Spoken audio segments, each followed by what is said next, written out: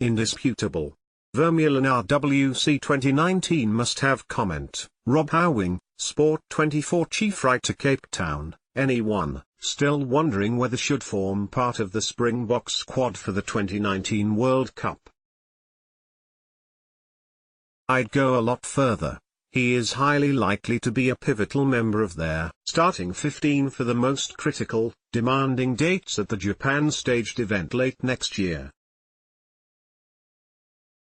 Vermeulen's ceaselessly ton-of-bricks performance, only underlining that he's still got such a willing, durable diesel engine, to played a massive role in manufacturing the 42-39 triumph in the first test against England at Emirates Airline Park on Saturday.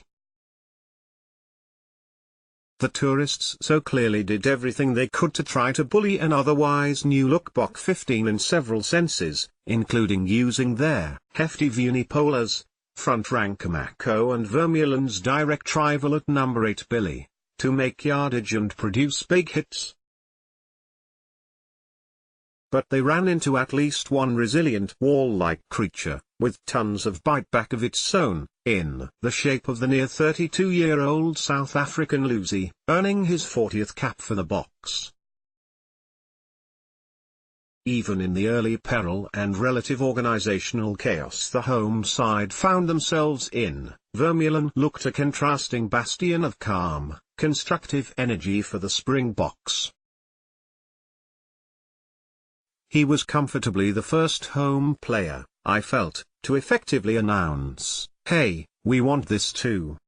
The temporarily now jobless, it seems, former Toulon-based star ended up being, at least according to the stats I saw, the most prolific carrier on the park during the dramatic test, as well as the Boks' most effective breakdown factor, including at least 2 clear steals, a bastion of assurance in fielding high balls, and among the steeliest of SAR tacklers. Add in the effectiveness of his line-out game, almost always a key hallmark, and you might say, the Boks had a Richie McCaw, John Niels, Israel Fola and Martin Johnson all rolled into one. While not everyone agreed, I had Vermeulen at the top of my broadly very healthy Bok player ratings list from Ellis Park. It was crystal clear confirmation, nevertheless, that he remains an indispensable presence for the RWC 2019 campaign, a genuine aura presence against any foes when he presents his A game as he did in Joburg. But what about when Warren Whiteley returns? That will understandably be a question on many observers' lips, especially given news that his return to Super Rugby action with the Lions is finally imminent.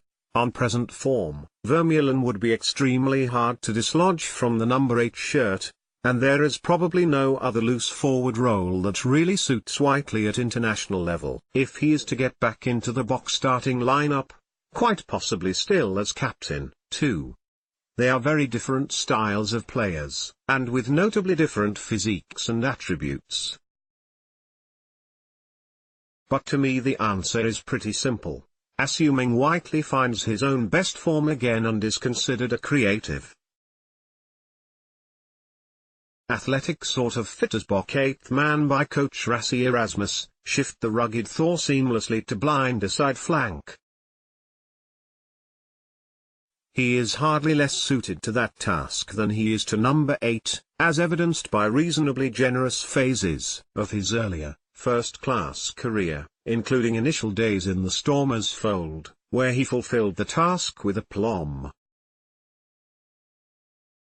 The time may come, and well before the World Cup, where Erasmus, who has indicated that he will not be shy to experiment, for bigger picture purposes over the next few months, has a look at Siya Kolisi, Vermeulen and Whiteley as a Lucy alliance. It seems to tick plenty of boxes balance-wise.